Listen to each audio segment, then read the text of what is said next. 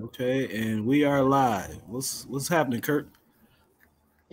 You know, nothing too exciting, man. Just living life, trying to make sure my daughters don't get into trouble. You sound like you're a little under the weather. You all right? No, I'm fine. I'm fine. Just just long day at the office, man. Long day at the office. Okay. So for people that don't know you, just introduce yourself. I'll put the description of what you do in the bio, but just introduce yourself. Okay. I'm Kurt Emhoff. I'm an attorney in New York City. I'm at Caswitz Benson Torres. I managed fighters for many years. Worked with over 10 world champions. Most recently, I worked with the television program on NBC Sports Network called Ring City USA. I was a consultant on that program and helped make the matches and do a lot of the business behind the scenes. And, you know, I had a podcast that maybe a few people listened to for a couple years. That was one of my favorites. Well, yeah, you know, hope, you know, I had someone after me, you know, and then we might resurrect that, you know, we not the Boxing Esquire podcast. It would be a different iteration, but yeah, I might be getting it going again. Okay. What's good, L-Dub, Carson, Aisha? So basically what this is a new series I'm starting. I used to do it on Twitter. It was like behind the business of boxing, people that work in the business of boxing, because I know there are a lot of fans that actually want to get into the business, and maybe, you know, they're not fighters. Maybe they don't want to be promoters. Maybe they don't want to be referees or whatever. But there's a lot of different ways you can get into the business of boxing. So, Kurt, how did you get into the business of boxing? Interesting story. I was just working out. I was in law school, and I was working out at a Crunch gym down in the Village, and just so happened they had a boxing class, and the boxing class was taught by a professional boxer by the name of Terry Sutherland. Now, Terry's not the most well-known boxer, and wasn't at the time, but being the total boxing nerd that I was, you know, I knew who he was. So I took the class, and you know, we started talking afterwards, and you know, I was telling him, oh, you know, Terry, I remember seeing you fight on USA Network, and I remember when you fought this guy. I remember when you fought in the amateurs, in the Goodwill Games, and all this. And he was just like, whoa. He's like, you know a lot about boxing. He's like, you said you're in law school. He's like, man, he's like, you know, my career is kind of winding down. You know, I was thinking about getting into managing fighters. Do you think you could help me out? I was like, psh, hell yeah, like let's do it. Let's do it, man. So that's how I got my start. I was in law school, and you know, Terry wanted to get a management thing going, so I went to the New York State Athletic Commission, found out what I had to do to get licensed as a manager, which in New York you have to. There's rules and regulations that they, you know, back then they gave you a little book. You studied the book, and then you had to take a test. They also did a criminal background check on you. And, you know, if you passed the test and they thought your character was fine, you got a license as a manager in New York. And that's how I got my start, was with Terry. And we had a fighter by the name of Levan Easley. That was my first fighter with Terry. He was kind of a diamond in the rough. He was 7-2-1, I think, when we signed him. He you know, he never quite made it to the big time. I think his biggest fight, you know, I don't think Terry was working with him anymore. I might have been working with him and a guy by the name of Sam Simmons. Was a really cool guy. Sam Simmons, the one from the Simpsons? No. I know he's a managed boxer, right? Sam Simon, that's his name, right? Sam Simon, no, yeah. Sam Simon's a whole different guy on a different coast. No, Sam's, you know, Sam was a New York guy. So, but yeah, we managed Levan, and he fought on ESPN. He fought it was Curtis Barker, who was undefeated. The fight ended in a draw, and after the fight ended, Levan got up on the ropes and he was like celebrating like he won, and Sam was just so pissed off and disgusted. We didn't work with Levan too much after that, but I still have a soft spot in my heart. Yeah. But yeah, we you know, that was pretty much how I got my start. Terry Sutherland is the guy who got me into boxing. Okay, and then from there, let them know some other big fighters that you Well, from there, you know, with Levan, you know, that's you know, the internet kind of came up late 90s at this point. And there weren't too many websites. I mean, you know, I was a boxing freak, so I'm like looking for all the websites, and you pretty much had Fight News, I think, was just starting up. There was one called Boxing Press that Simon Harrison in England started. You had the HBO website, which there was like a chat room on there that was very active. And I think Pedro Hernandez, I forget what his was called, Boxing something out on the West Coast, but that was it pretty much. And so I sent in a request to Simon Harrison because they didn't really have any writers in the States. So I was just like, Simon, can I write for you here in New York? You know, I know a lot of people here. And so I started writing for Boxing Press, and you know, I didn't hold my tongue. I was writing, you know, some salty stuff. And one of the things I wrote was like the pros and cons of signing with Don King. And that article, that article happened to get back to one Terronn Millett, who at the time was had just been Saint Lunatic. Yes. But you know, it started my connection with the city of St. Louis. So Terronn was just like, listen, the IBF just stripped me. I see you're a lawyer. You seem to know a lot about boxing. Like, yo, can you help me out? So eventually, you know, I helped him try to file a suit against the IBF, and eventually they reinstated him as champion in recess, and he got a shot at Zab Judah, which, you know, he dropped Judah in the first round, but then Zab came on and took him out. But Terronn was pretty much the first major fighter that I worked with. And then through him, there was a young trainer in St. Louis who happened to help him out training for the Judah fight because he had a lefty by the name of Cory Spinks. So Kevin Cunningham was working with Terronn for that fight, along with Terronn's father. So I met Kevin and Cory, and eventually, you know, I would end up working with Cory and, you know, being a co-manager for a little while and being Cory's attorney. Pretty much, you know, when Cory was, you know, right before he went on the big run that he went on, where he won the IBF title and he beat Mayorga, then he beat Judah.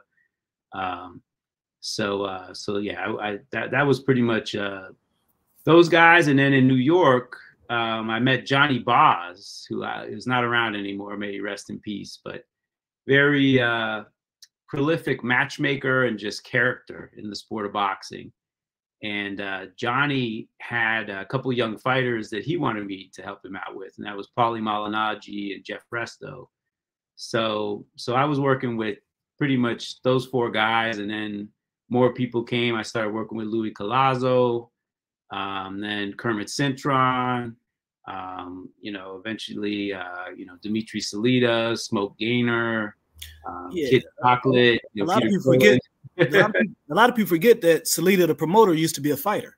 Yeah, we got him all the way to a title shot. So, you know, he got to that level. But he was a very popular fighter here in New York. He sold a lot of tickets in New York. Very popular fighter. So you wasn't with Cory when he had that rematch with Zab in St. Louis? Nah, you know, I only had like a couple-year contract with him. I think the last fight was Miguel Angel Gonzalez. That was the last one out. So he was undefeated with me. That's all I'm saying. Even Kevin said that a couple years later. He's like, you know what, Cory was undefeated with you, man. That was like one of the most legendary ring walks of all time. Yes, absolutely. I know a lot of people criticize, but I'm like, okay, who else has done anything like that? You know, man, we still talk about that ring walk to this day. That's like one of the most legendary of all time. Absolutely. Yeah, unfortunately for Cory, you know, according to Kevin, like he's just pretty much dead at the weight at that point in time for the Judah rematch. So he wasn't quite himself. So Zab took advantage. Okay, yeah, I mean that ring walk took all the energy out of him. Yeah, whatever he had, he put into the ring walk. Yeah. Thanks, L Dub. My first ever super chat. I appreciate it. You know L Dub from Twitter, right? Boogs. Yeah. Really, I like his comments. Yeah. Very guy who's up on the game. Yeah, he said he wants to know how can he become a matchmaker. Matchmaker is another position you have to be at least in New York. You have to be licensed to be a matchmaker. You know, you would have to go to the commission and kind of see, try and see what you have to do to get licensure. But matchmaking, what you really need to do is hook up with a promoter, and have them put their faith in you.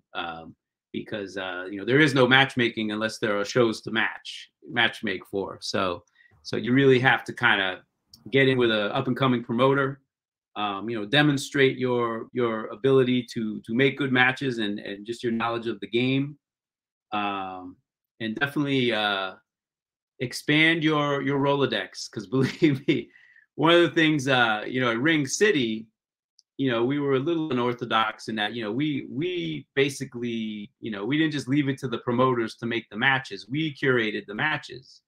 And, getting two really good fighters to get in the ring against each other in a 50-50 fight is not easy. No, it's not. It's not at all. And matchmaking is a tough business, man. You're a salesman. You're a constant salesman, and it's a lot of paperwork and taking guys to get their medicals. You're doing a lot of the thankless work of the promotion. But no, it's if you're into all of that, if you just love the sport, then yeah, it's a great way to be. And you also balancing the budget, because you have to work within your budget. Absolutely. And get fighters who you want the promoters A side to win, but you don't want to go in there and just blow a guy away. You want to gradually move him up. Right. And plus you gotta get the matches approved by the commission. You got to work with the commissions on matches and get all the medicals into the commission. So you're going to get to know the commissions very well as a matchmaker. It's that, and plus I've seen matchmakers do everything from that to having an extra pair of trunks just in case a fighter forgets his trunks, which has happened during shows. You got to take care of the gloves. I mean, it's like you're doing all the busy work of the promotion, and if it's a small promotion, believe me, you're carrying a heavy load for the show. Yeah, and sometimes just getting started, you might have to do it for free, a couple matches, Well, I wouldn't recommend that. I would recommend getting paid and working out that, you get your fee up front. But yeah, you got to do what you got to do to get in the business for sure. Sure. That's for sure.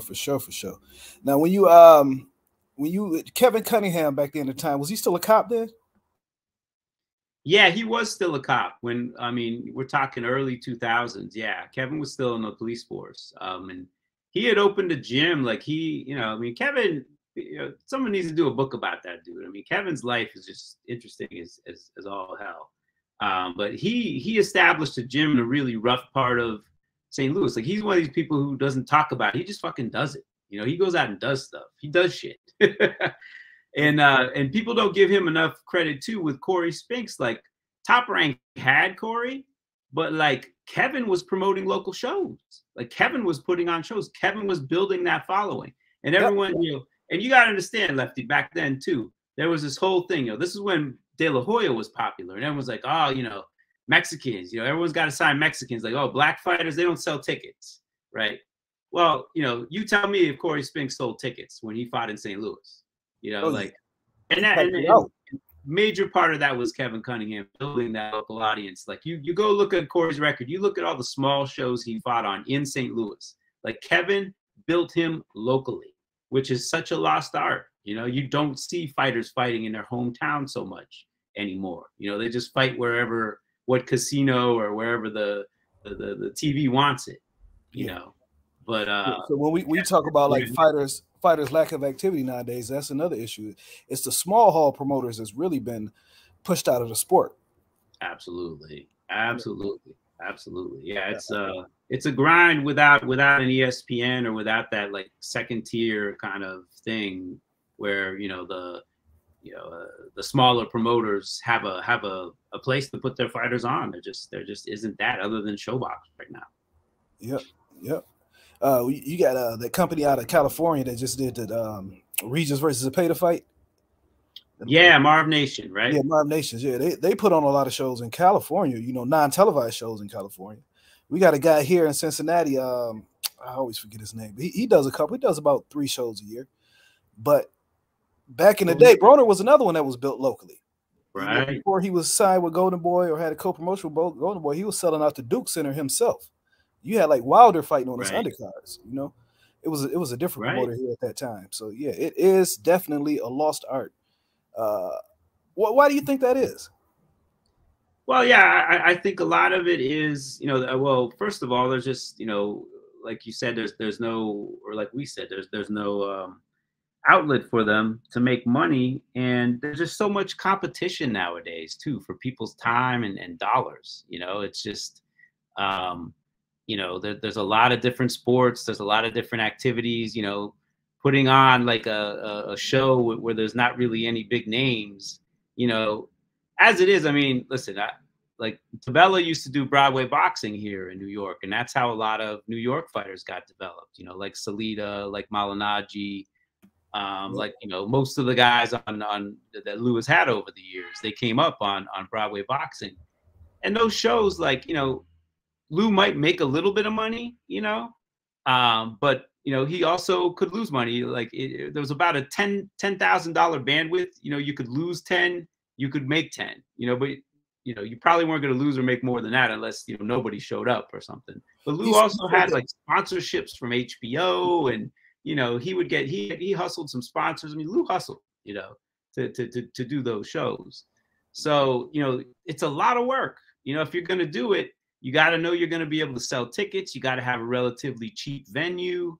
And you got to be able to hustle sponsors. That's the only way you're going to survive, because you're probably not going to get any TV. I mean, nowadays you can stream it, but I mean, how many people are, besides Tim Boxeo are going to buy it? Yeah, exactly. What's up, Snooty? Lou, he told me that new insurance law in New York really killed Broadway boxing.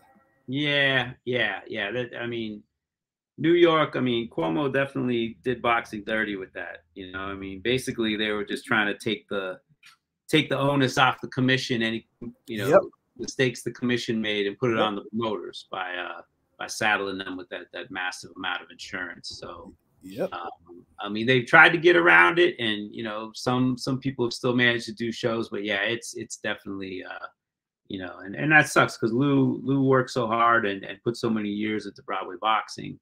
He's basically had to take it off Broadway. Yeah. So it sucks. Oh, my bad. I didn't know I was muted. But yeah, like I always check the Kentucky State Athletic Commission website. Let me put it on camera real quick. Where is that? There we go. So you see, every weekend in Kentucky, you got some wrestling. Wow. You see that? Wrestling. This, this like WWE type wrestling. Right. And some of it is, the other type of wrestling. Most of it is WWE type wrestling. So you go from the 16th every weekend all the way up to like March, probably into April. And you got like multiple shows on the same day. On the same day, yeah. Wow, that's wrestling country there, man. Yeah, that's big time wrestling country. Then you got the one dude, he does boxing. I know you know his name. I can't think of his name right now, but he's a former boxer. Where is he at? I'm trying to find him. I can't find him.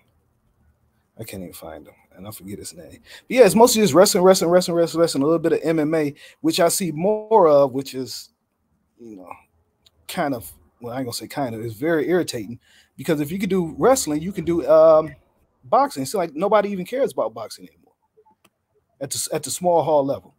Yeah, I mean, Kentucky to me has never really been a boxing hotbed. per se. Yeah, even though Ali is out of there, they Right. never really been a boxer out there. Right, but Ali never trained it. I mean, maybe he fought there once or twice early in his career, but mostly he was fighting in Miami and other places where he trained. So, yeah, that's crazy, and it's discouraging. Yeah, I mean, and you had one of the guys in California who was keeping it alive, Ted Thompson, I think, just died. So he Thompson Boxing. Yeah, produced. RIP to him, because he was a great. I didn't meet him, but I met a couple of his fighters at the Fulton Roman undercard. He was a great one.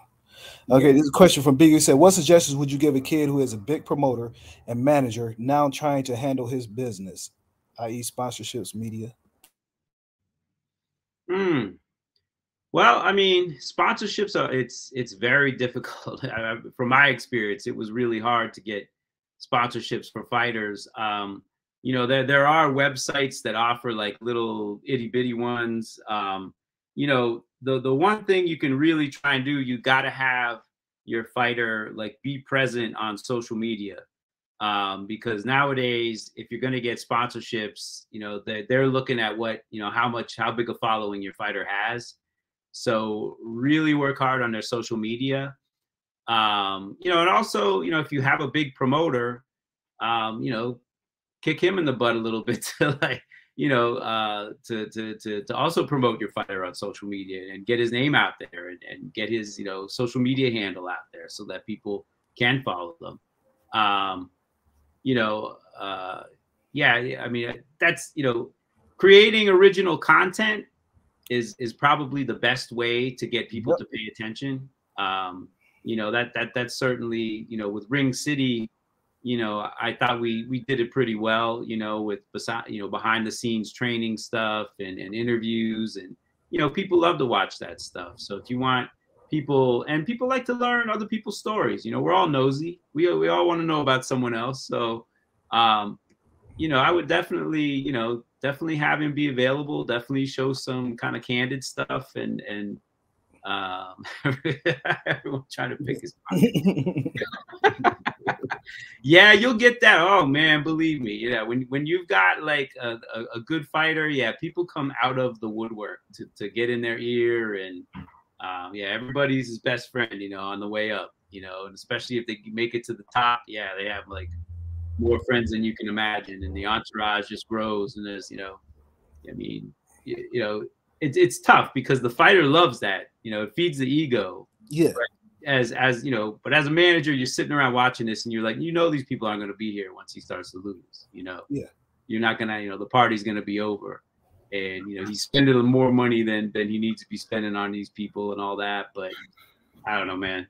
It's just something you might want to just kind of prepare the fighter early on to watch for, and just but it just seems to it's just a naturally occurring thing, and you got to keep your eye on it. That's all I got to say. So like when you're a manager, how much do you have to invest into a kid before you start seeing a profit, or if you ever really see a profit? It depends on the situation. If you're with a major promoter and the kids, you don't have to buy fights, that's definitely a huge positive, yeah, because if you're coming out of pocket and buying fights and just wishing and hoping that your kid's going to get signed, I mean, that's a rough spot to be in.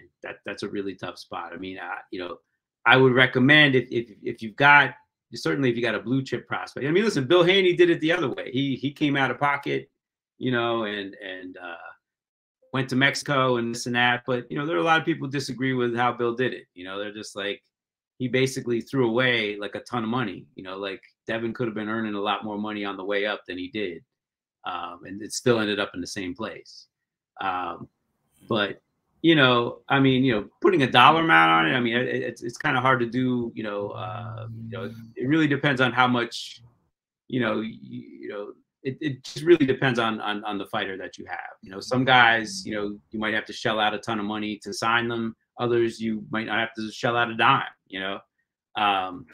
But my recommendation for any manager, yeah, is if you can get them with a promoter who's definitely promoting fights, who has a lot of spots. So you don't have to worry. You don't have to guess. I mean, you still probably going to end up fighting with the promoter over getting your guy fights and all that, but it's much easier to be in that position than, you know, trying to buy stuff or hoping and praying that someone puts you on a card. Yeah. Now I have a friend, he boxed, and he said his manager told him to quit his job, and he was paying him $500 a week just to train and fight. Yeah, I mean, there are definitely managers who you know, I mean, I standard, you know, I don't know, like, you know, management deals I've seen, you know, where guys will put like, you know, they'll pay like $2,000 a month for like the first 2 years, you know, where the guy's building and he's not really making any money on the fights. But then the tension always comes like when, you know, at the end of those 2 years and the manager's not pumping in the $2,000 anymore. And even $2,000 nowadays is like nothing, but still, yeah. You know, when the money stops coming in, you know, that's when the tension usually happens between the fighter and the manager, because the fighter's just like, I still don't have any money. You know, if the manager's like, oh, I don't have any obligation to give you any more money. So are you just giving them that $2,000 a year until he could get to a bigger fight? You have to make a judgment call, to be honest, Lefty. You know, is it worth it? You know, has the kid shown enough progress and this and that? You know, I mean, if you think he's going to be a star, yeah, you should probably do what you got to do. You know, but if, you know, you don't think that that's going to happen and you're not obligated to do it, a lot of managers, even some managers, are just like, even if the guy is going to be a star, they just don't want to pay any more money. But yeah, I mean, listen, it's always a judgment call. You know, it's always a judgment call, because I mean, if you're putting all this money in and you're like 3 years into it and there hasn't been much progress and this and that, that's why you see guys switch managers all the time. And you know, sometimes managers they put money in for 3 years and they got absolutely nothing to show for it in the end. You know. Yeah, it's a. So when you said manager, do managers sign contracts like they sign with promoters, with boxers, or it's just like a word of mouth? You really can't hold them accountable. Managers are more regulated than promoters most times by state commissions. Theoretically, they should be signing them. I mean, in the big states, especially California, you know, you have to have a commission contract. So now, you know, I guess we get into, you know, that there are some people who prefer to just be advisors as opposed to managers, right?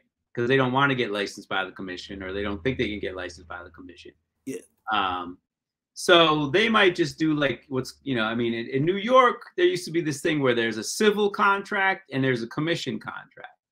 So the commission contract is a form contract that gets filed with the commission, but then like a civil contract is one you do with the fighter. It's between you and the fighter. I mean, it should be compliant with the state rules, but it goes probably into more detail than the form commission contract does. But if you're a smart manager, you file that one with the commission as well, though, because if that's not on file with the commission and there's litigation, you could end up getting that contract voided. So yeah, because I like you were saying, you see fighters leave their managers all the time. It seems like it's easier to get away from a manager than it is a promoter. I don't know that that's, you know, specifically the case. I think maybe a lot of guys leave their manager because the management contract is up. You know, I mean, in New York, I think you can only do 3-year contracts. So okay. Yeah, so I mean, it doesn't last long, you know. I mean, yeah, you know, listen, I had Cory for like 2 years, and then that was it. You know, I mean, I got muscled out. So somebody came along with a better deal. I mean, I don't know. I don't want to throw anybody under the bus. But this way, it was, you know, I wasn't part of the family, so I didn't get to stay on. So okay. Yeah. Managers and trainers seem like they get the short end of the stick all the time. Absolutely. Now, I want to go back with you with Ring City, that, you know, one of our favorite shows that we now miss.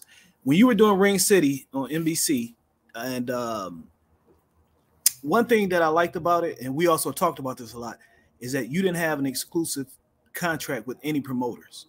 Right. Anybody under any promoter could come in there and fight on Ring City. Absolutely, yeah. We didn't take options either. You know, it was just about, you know, showing up that night, fighting. If you won, you know, you could move on. We hope that fighters would use it as a launching pad for bigger things, you know. Yeah. Yeah, we didn't have any exclusives with any promoters. You know, I mean, obviously there were some promoters we worked with more than others, but that's just because they had better fighters. DiBella had a lot of good fighters, so a lot of DiBella guys were on the show. So it was like the old Tuesday night fights or Friday night fights on HBO. Tuesday night fights on USA or Friday night fights on HBO.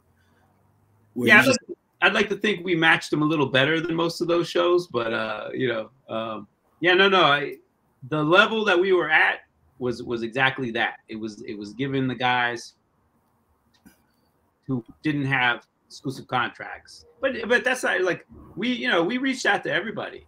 You know, we reached out to PBC, we reached out to Top Rank, you know, probably Matchroom as well, you know, to see if their fighters were interested in coming on. You know, we didn't exclude anybody. Yeah, you know, we just want to make good fights. Yeah, especially if it's a fighter like a you know, up and coming fighter who not fighting a lot under their promotion, and they just need some extra work. Right.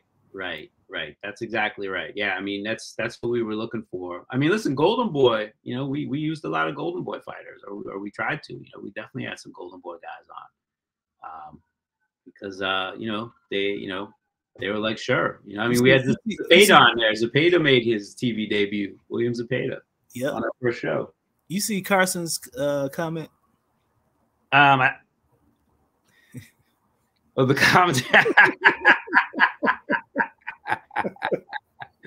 commentary as in Sean Porter. Oh, Porter.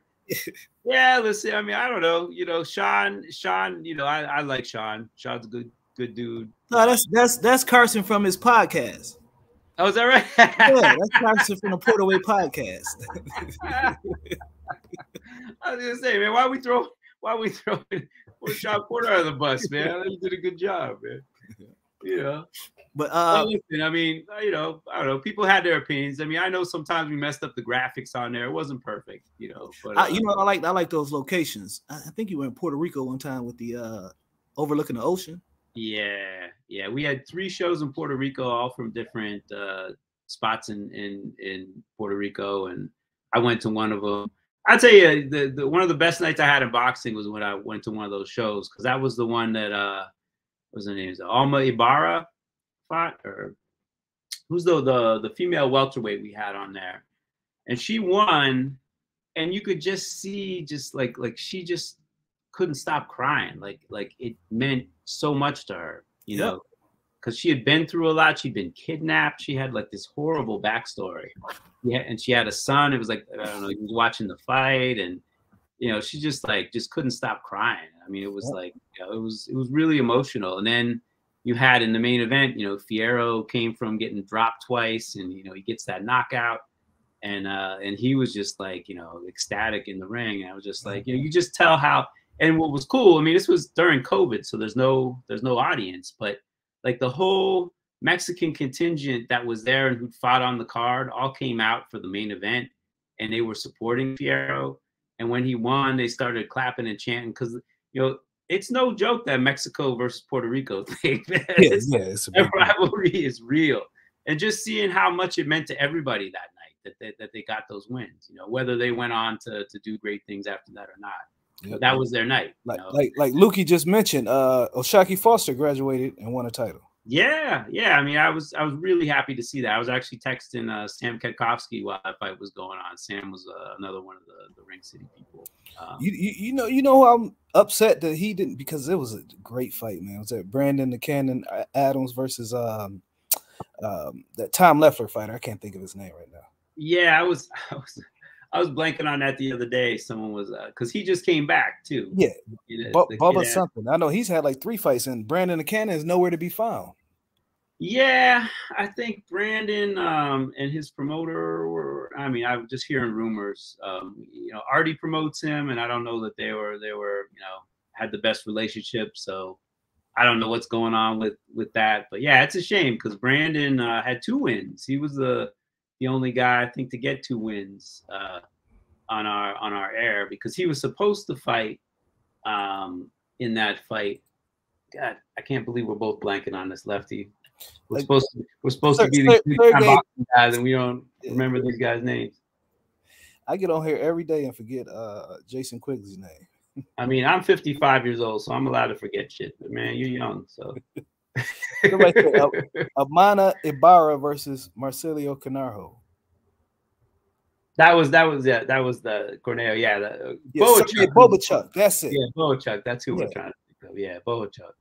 Yeah, Bohachuk. I mean, he's a fun fighter. You know, I mean, we were, you know, it's funny that fight got made because we were just like looking for somebody to try and fight Bohachuk because he had like all knockouts at that point in time. Yep. And we couldn't, you know, we're just like going up and down, and nobody really wanted to fight him. And I'm like, shit, I'm gonna start looking in the middleweights. And I look in the middleweights, and I'm just like, oh, you know, Brandon Adams is rated in there, and you know, he just won the contender. And I said to Sam, I'm like, what about Brandon Adams? And Sam Kikowski had basically run the contender. Like he was the guy who put the fights together in that contender that Brandon won. And he knew Brandon really well. He's like, yeah, he's like, Brandon's looking to get back down to 54. He's like, damn, he's like, that is a good fight. That's a really good fight. So you know, we reached out to Artie and Jeff Wald from the contender who had Brandon, and Jeff I think has passed on since then. But so we got Brandon, and that was definitely a fight we were looking forward to. And then Bohachuk got COVID, so then we had to get Duverson to come in at the last minute. And that was another thing when you talk about being a matchmaker, like trying to find. I mean, I think this was during like the Thanksgiving holidays. We're looking for an opponent while everybody's eating turkey. Yeah, everybody's eating somebody to take out Brandon Adams on a week's notice. So that was rough. No, Leonard, we was just talking about the good old days of Ring City. Yeah, the layout was cool. Hey, everybody that just joined, I want to thank y'all for joining.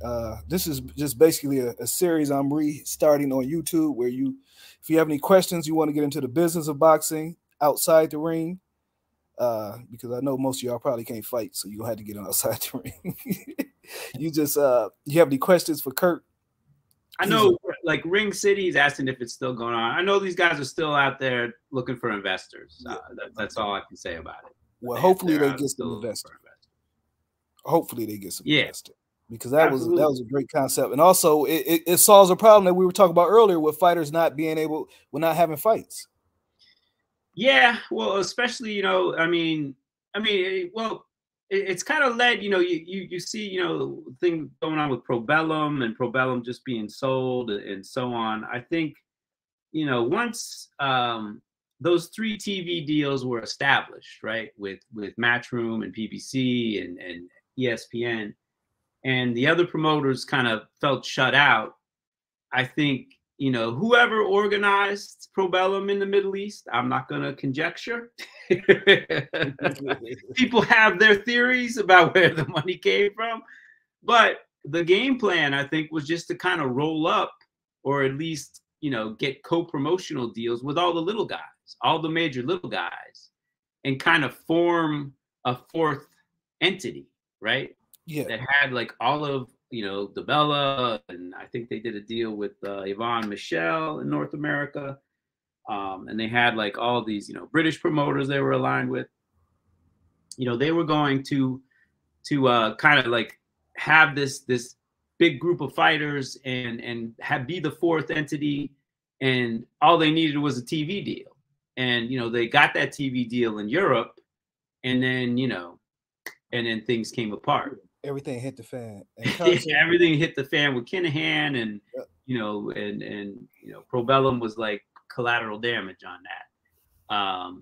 So and you see that, you know, a lot of the people got let go from Probellum, and Lou got most of his fighters back. But you know, I think like Ring City and Triller and, you know, all these people who kind of came into the business and put on a couple shows and so on. I think that was kind of like motivation for Probellum, and like a bell went off, and, you know, I don't know, someone in the Middle East, or was it, you know, Harrison or Schaefer, or maybe they all kind of came to it at once. But you know, they were just like, all right, well, you know, we see what Ring City's doing. They're using all these guys out here who don't have a TV deal. Why don't we just buy all those guys up and, you know, kind of, you know, bang on the door and get our own TV deal?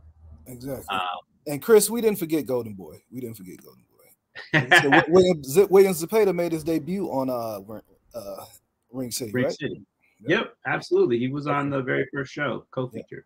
Okay, Martin wants to know, are boxing operation costs now too high to deliver major fights to free network TV, i.e. Thurman versus Porter and Danny Garcia when they were on stuff like that? Yeah, that's, you know, I mean, it's such a disappointment to me. I mean, Al and everybody at PBC worked their ass off, you know, and took a massive chance with the time buys to get that Fox deal. And to see, you know, that it kind of, you know, it seems like it's done. Yeah. It's disappointing. It's disappointing, you know, because no one had imagined boxing back on regular TV on a regular basis, and they pulled it off. I think, you know, it's, you know, the problem with boxing and network TV is that unlike the other leagues, you don't have all of the best players under one roof. You know, you don't have all of the best athletes under one roof. True. Especially with or even UFC to a certain extent. Right. I mean, UFC pretty much has all the major guys. You know, I mean, like, you know, Bellator has been picking them off, and, you know, there's other organizations that have had a lot of money thrown at them in the wake of UFC getting a ton of money in their deal. But I don't think, you know, you talk to people who really know MMA and they're like, those guys, there's no comparison. Like, UFC dwarfs those other organizations. So yeah. And it's also the network exclusivity with promoters. Where back in the day it was different. Yeah, I mean, think back just to when, you know, there was nothing on, you know, like ESPN was just doing the second tier fights, and HBO pretty much ruled the roost, with Showtime taking, you know, maybe they'd have a promoter, or they'd have, like, you know, they'd buy fights here and there that were interesting, but HBO was the only place to go, and they worked with every promoter, you know. And you saw, you know, the big fights generally happened because there was only one big bank in boxing, and you had to go there. Yep. So now you've got like 3 big banks. Yep. And you know, like just a handful of promoters, and, you know, and they're all exclusive. So, you know, my idea, of course, was that, you know, listen, none of these networks really care about who's on their network. They just want, like, Showtime wants subscribers, DAZN wants subscribers, and ESPN wants ratings so that they can sell advertising. Yep. So if, you know, Al and Eddie and Bob could see past their differences, which is like, yeah, okay.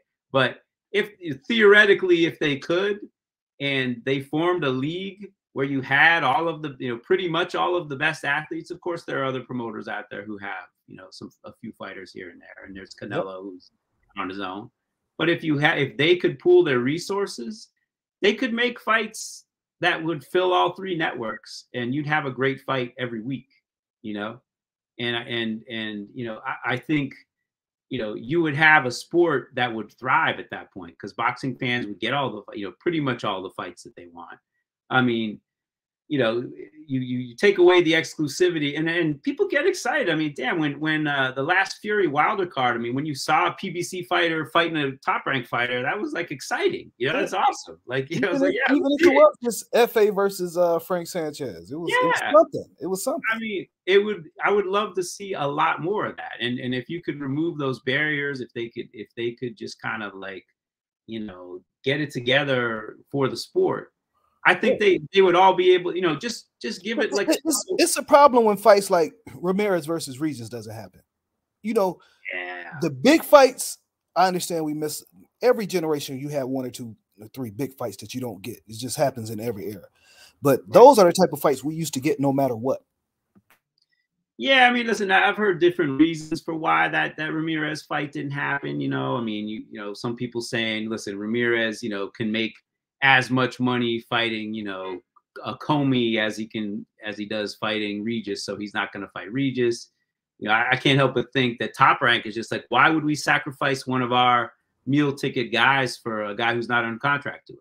You know, then there's maybe the Probellum thing. I mean, I don't even know if Regis is still with Probellum. I guess he is. I mean, I haven't really heard otherwise.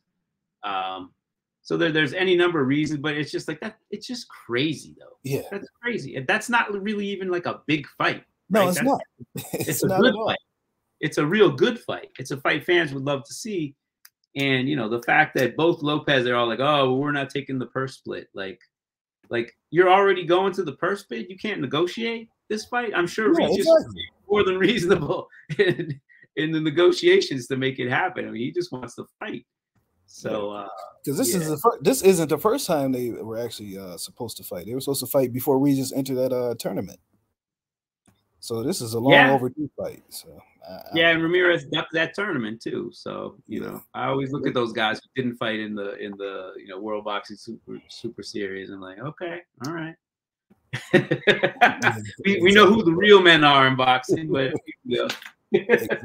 Exactly. Then you like Leonard mentioned, Inoue versus Fulton is happening.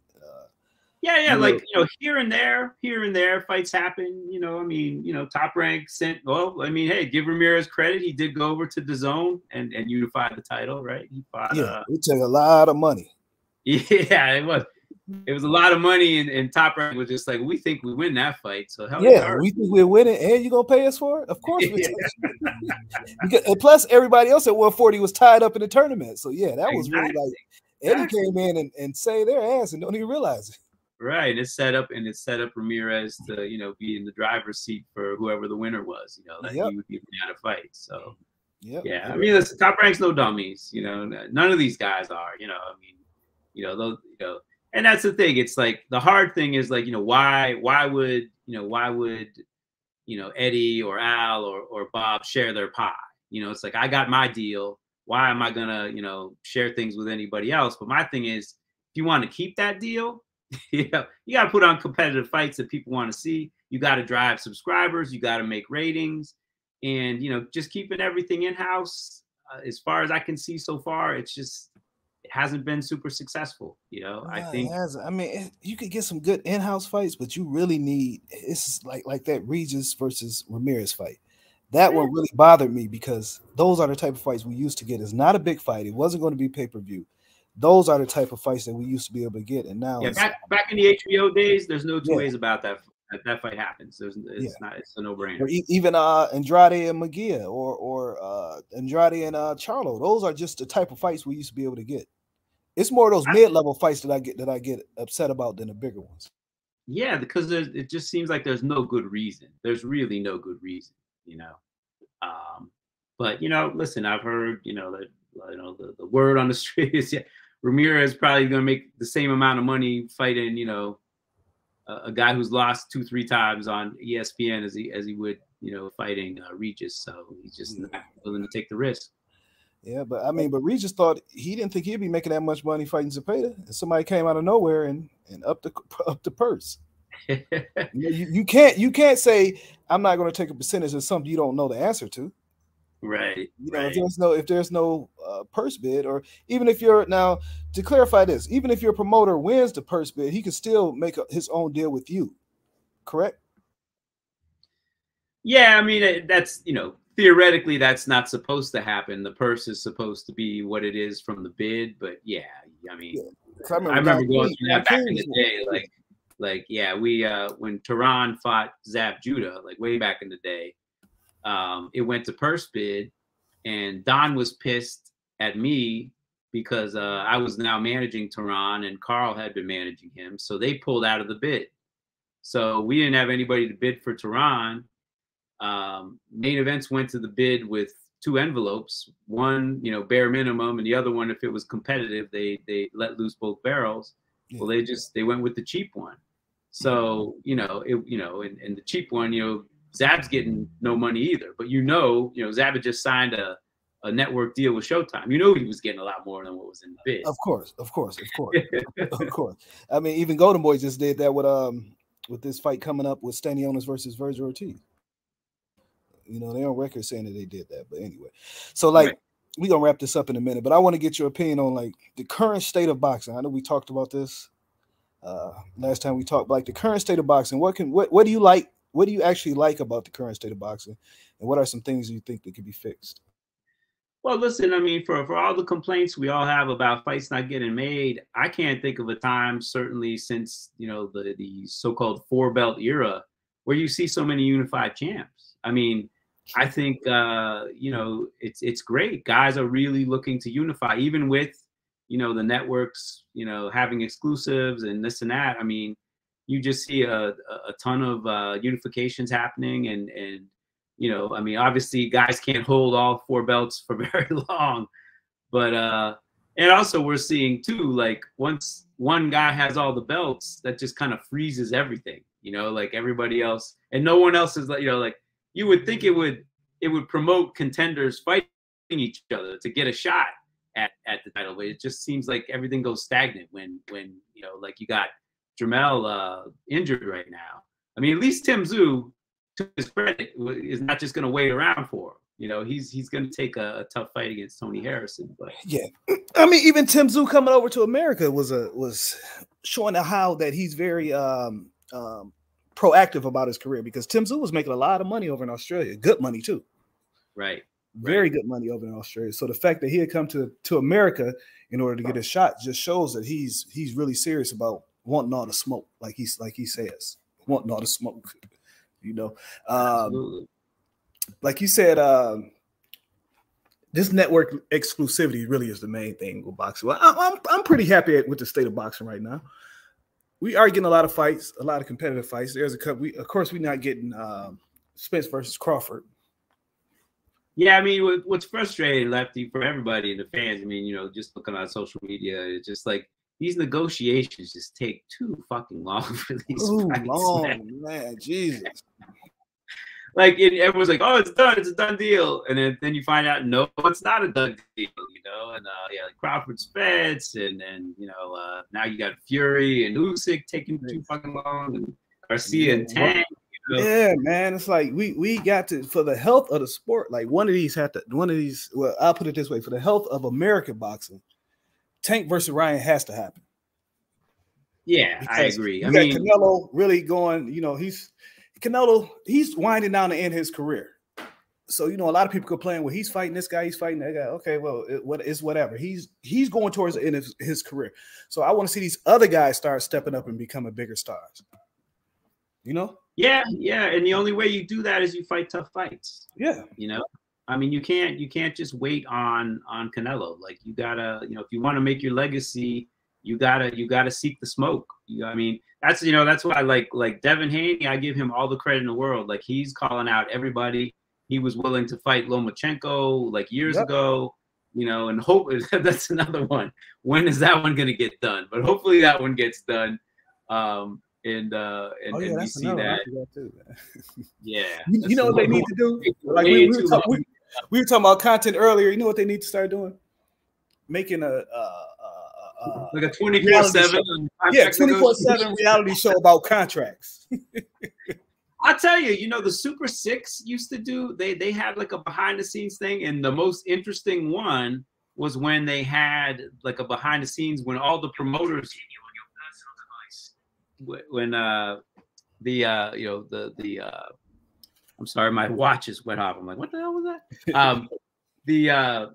They had a behind the scenes one with all the promoters from the Super 6 and like trying to hash out the rules. And I think it was like, because there was an injury. It was like Taylor got injured and they were trying to come up with a replacement. And just seeing like all of the stuff, you know, these guys arguing about who should be in and this and that, and just seeing like the egos. I mean, it was like one of those bad reality shows. You know, it was like the Housewives of boxing, basically. It was like, it was what it was. You know? I definitely see the boxing with those promoters going at. I definitely see fans are becoming a lot more conscious of the business behind the sport. A lot more conscious of the business behind the sport. So why not go with it? Go full speed ahead. But really, you as a manager, is it really that hard to make a fight? When you were managing fighters? You know, it depends because, you know, I think people are just a lot more aware of the consequences of certain like form contract language now. So, you know, everyone is like looking over every last bit of the contracts now. And, you know, and sometimes, you know, fighters will like overreact and stuff, but really, as you know, as an attorney, I mean, you really have to be very careful with all of the wording in these agreements. So I can see why it takes a fair amount of time, but you know, it really is something that should get wrapped up in weeks and not in months. You know, I mean, if you're really on top of it and you're really open, and honestly, to me, it's like you fight. My philosophy was always: you fight like hell, you fight like hell, but you get the deal done. Don't blow the fucking deal. Do not blow the fucking deal. You know, unless the other side's being completely unreasonable with something. I mean, sometimes you just got to swallow hard. You got to take options that you probably don't want to give, or you know, this and that. You know, but you know, you got to do what you got to do. I mean, you only have so much leverage if especially if you got the challenger and they're fighting for a title. You know, you gotta give a lot on stuff. But so when y'all were getting fighters from Ring City, was that a big issue or was that a big problem? Or fighters were eager just to get on there and fight?